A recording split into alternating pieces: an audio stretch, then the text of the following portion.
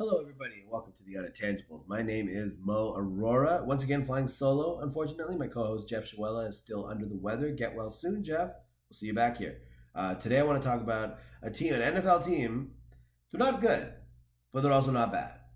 And you've never once felt excited to start any of their players, but they're also not a fantasy wasteland.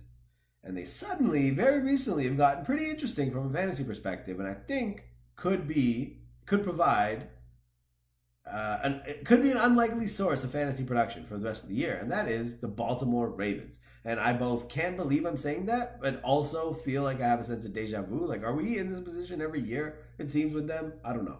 But anyway, with Lamar Jackson and Gus Edwards in place of Joe Flacco and Alex Collins, which I don't know anything you don't. I don't know if that's confirmed that that's happened, that it will stay that way. I think it should, and my whole premise is based on if it does. But let's talk about it. Is Edwards the real deal? Or is he just like a no-name guy who just, he got in there and got hot and had a great game?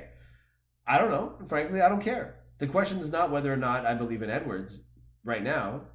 The question is more, do I believe in Alex Collins? And that is a resounding no, I do not. If you've had Alex Collins all year, here's the disaster that's been owning Alex Collins this year. All due respect to him, man. I know who he is, and he's just trying to do his best and have a good time. It just hasn't worked out. But here's the thing.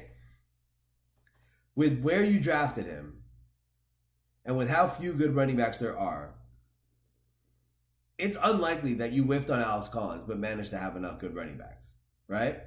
What's more likely is that you were never able to trade him because trade value never went up for any reason. He's not been good, but he has been frustratingly startable. And that's the problem, is that it's not just that Collins hasn't worked out the way you wanted him to, is that you've been stuck with him. And I think Collins owners, Collins may yet prove to the Baltimore Ravens that they should want him to be their running back. But he has also proven to fantasy GMs that he's not good enough to make the Baltimore Ravens running back a viable fantasy producer. Edwards, just by virtue of not being Collins, might. If you are stuck with Alex Collins, wouldn't you love to at least once just start an Alex Collins that isn't Alex Collins? Well, that's what Edwards offers, right? And he had this great game, and Collins didn't. I'm not going to lie to you and tell you that I saw a bunch of game tape on him and I know what I saw. He looked good because he ran for a lot of yards, and Collins didn't, and stuff like that, right? But it's just looking at it, it's well, what did he do? What's different about him than Collins?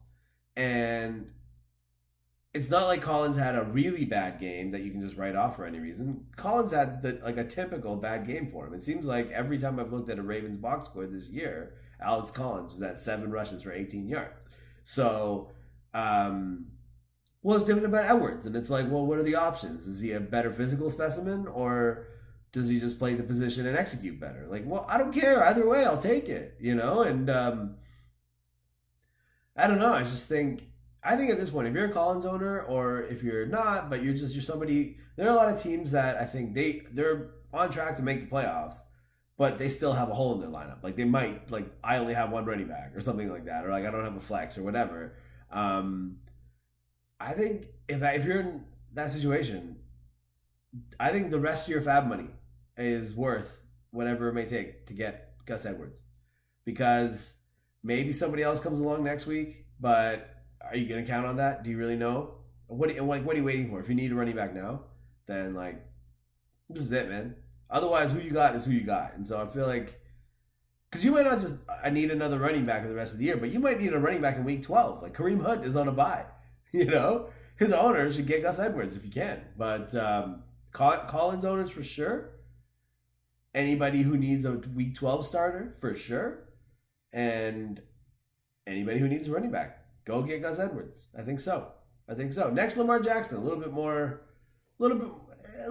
bit trickier, because he's a very unique talent, and his fantasy production will be very atypical for a quarterback. But you've seen that he can produce. He produces like a legit running back, and it's that's pretty cool. That's sizable, you know. Um, and here's how I look at it: is if so as unique and as exciting and as potentially productive as he could be, he he didn't display the passing acumen to make me think that his best days can compete with the kind of best days that a Patrick Mahomes and Andrew Luck, even, you know, Rodgers, obviously Trubisky once, like that, you know, like a really good day for a quarterback is a higher ceiling than I think Lamar Jackson's ceiling. So that means if you have Rodgers, Mahomes, Luck, Matt Ryan, Cam Newton, Goff, Breeze, like if you have those guys, you're fine. You don't have to worry about it. You have a quarterback that's good enough to win you a championship, and um, if anything were to happen to him at this point in the season, knock on wood, of course, but if anything were to happen to him, then you know, I guess you would win your championship, right? But the point is, you're set at quarterback, so good luck to you. Everybody else, though, could use Lamar Jackson at least on their bench because uh, we talk about how quarterback is a deep position, but really what it is there are fewer really good quarterbacks than there are teams in most leagues.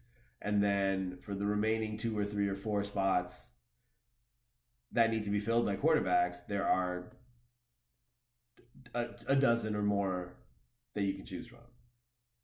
And if you have a quarterback who's in that category, and if you're not one of those names that I just mentioned, they're in that category, that means maybe you don't think, maybe you secretly don't think they're really that good.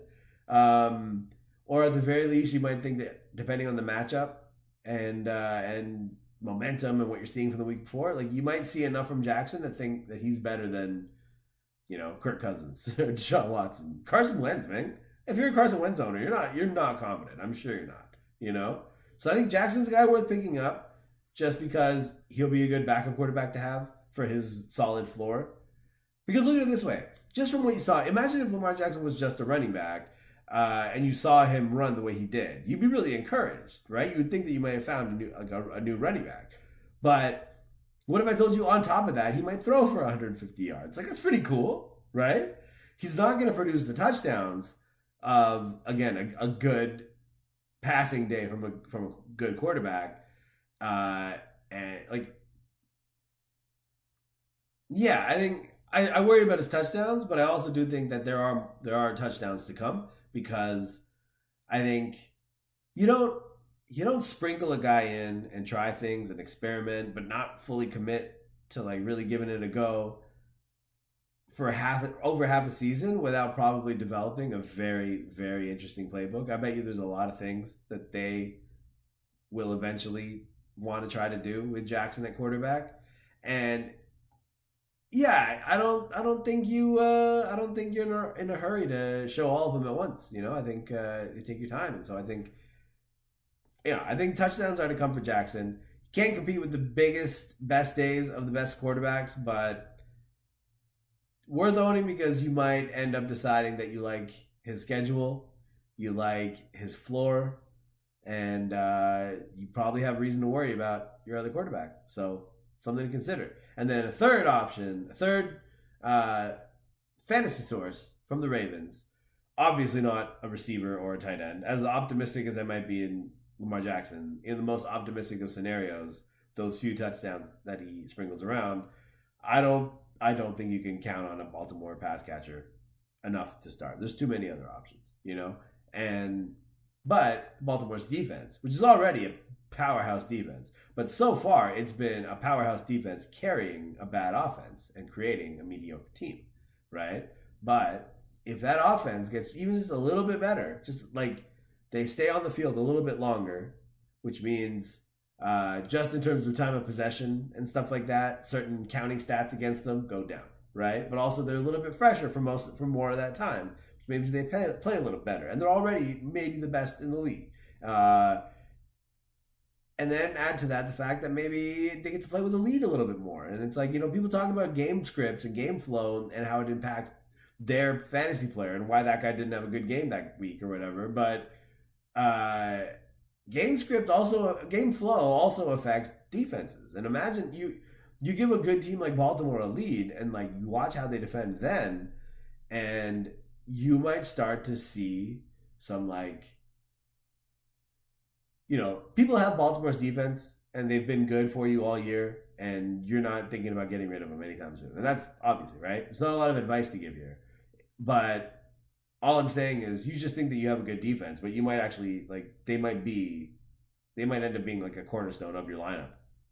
They might be one of your studs, like your relative studs in a way. And yeah, between Edwards, Jackson, and their defense, don't be surprised if the Ravens suddenly become not only fantasy relevant but become a difference maker. And these players and find their way into lineups and help people win games they didn't expect to win, and help them find production from places they didn't expect to find. So, I think a lot of people picked up Jackson last week. Maybe Edwards too. I don't know, depending on your league. But if not, go get him. Go get him, and good luck. And we'll be back with more fantasy football talk later on this week. Take it easy, guys.